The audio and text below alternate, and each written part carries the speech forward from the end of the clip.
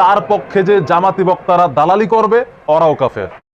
লা তাজাসসু, তোমরা কারো পিছনে দোষ ত্রুটি তালাশ করো না। আল্লাহ নিজে ঘোষণা করছেন। তার একটা শব্দগত তার ভুল আছে। আমরা তো মানুষ, তাই না? আমরা তো প্লাস্টিক রোবট না যে ভুল হবে না। বক্তা গিয়াসউদ্দিন তাহেরি আমার নবীকে সাংবাদিক বলেছে, তাকে গ্রেফতার করতে হবে। ইন্ডিয়ার নায়িকার প্রতি আসক্ত গাঁজাখোর জাহেল মূর্খ বক্তা আমির হামজা সে বলেছে নবী অর্থ সাংবাদিক। নাউজুবিল্লাহ। প্রিয় নবীজি সাল্লাল্লাহু আলাইহি ওয়াসাল্লাম নাকি সাংবাদিক ছিলেন? নাউজুবিল্লাহ। এক গাঁজাখোর বক্তা বলছে নবী অর্থ সাংবাদিক।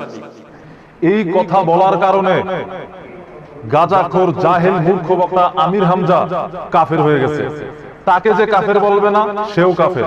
তার পক্ষে যে জামাতি বক্তারা দালালি করবে ওরাও কাফের।